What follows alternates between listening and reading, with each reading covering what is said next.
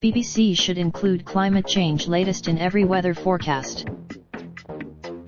Would you like to receive the latest news features, and service updates from iNews via email?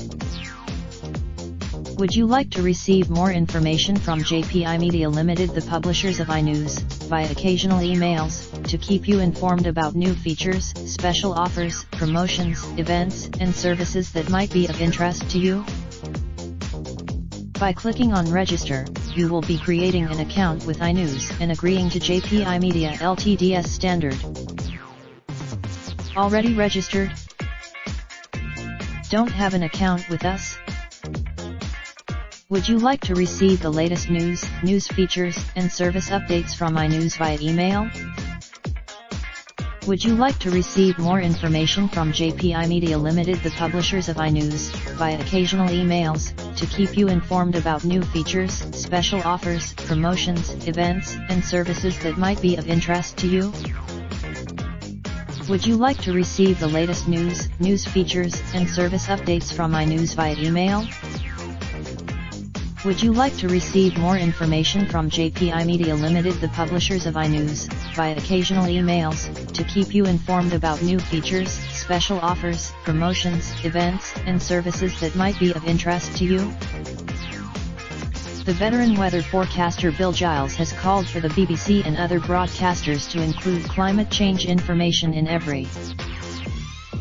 Giles, who led the BBC weather team for 17 years until his retirement in 2000, told Radio Times, "I am calling on the BBC and the other major broadcasters to incorporate an additional 5 to 10 minute slot into that focuses properly and honestly on the Earth's changing climate."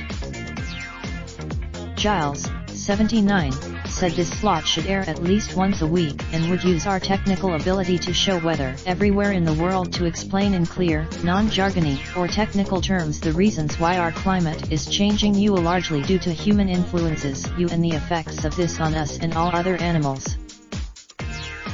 The former BBC forecaster argued that in order to properly explain the underlying changes to climate, broadcasters will need to look much further afield at the weather across the world, reporting and analyzing extremes on a daily basis.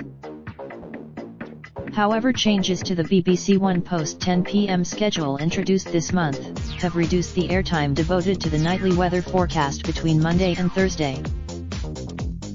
Giles would be happy to emerge from retirement to offer any advice or help on the proposed expanded forecast, because understanding and explaining climate change is one of the most important things facing humanity today.